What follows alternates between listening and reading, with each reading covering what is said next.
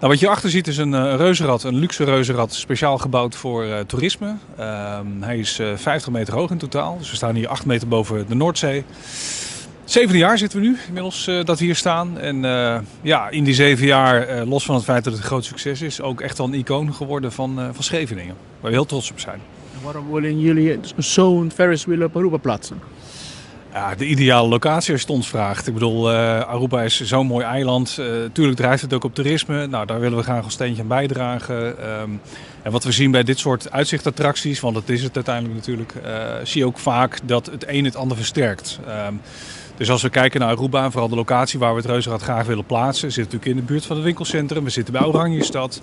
Dus wij verwachten, en dat zien we ook in Scheveningen, is het aantal bezoekers wat naar het reuzenrad komt, komt ook langs alle winkels, alle restaurants wat daar zit. Dus op die manier versterken we elkaar. Dus ga je samen als ondernemers zorgen dat de aantrekkingskracht groter wordt.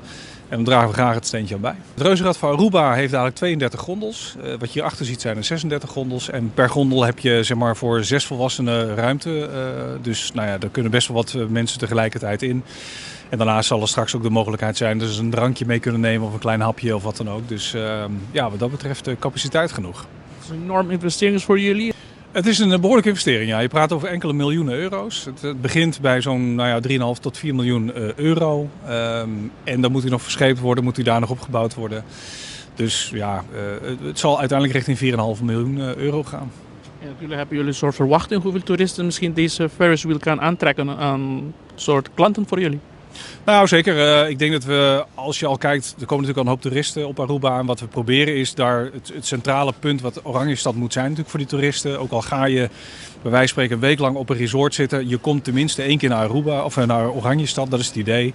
Nou, en we proberen doordat het reuzenrad er komt die aantrekkingskracht te vergroten en daardoor alles om ons heen te versterken. Want dat is eigenlijk wat we doen. Op het moment dat wij met een reuzenrad ergens staan, dan versterken we datgene wat er omheen zit.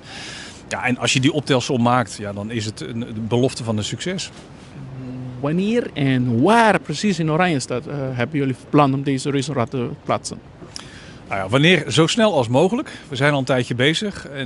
Maar goed, het plan is heel positief door iedereen ontvangen. Dus ja, we hopen eigenlijk...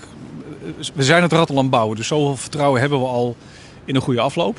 Anders zou ik die miljoenen niet investeren. Dus we hopen zo en verwachten ook zo snel als mogelijk te kunnen beginnen.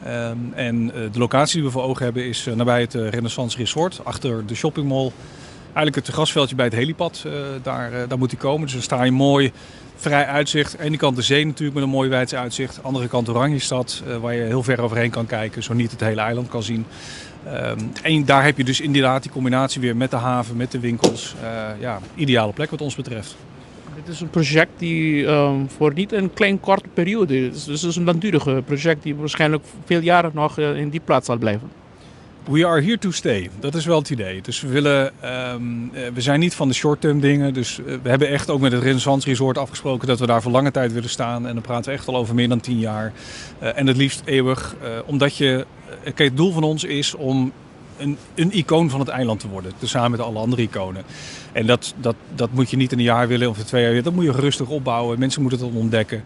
En we willen gewoon een continu bijdrage blijven leveren aan het toerisme. En dus wij zitten er voor de lange termijn.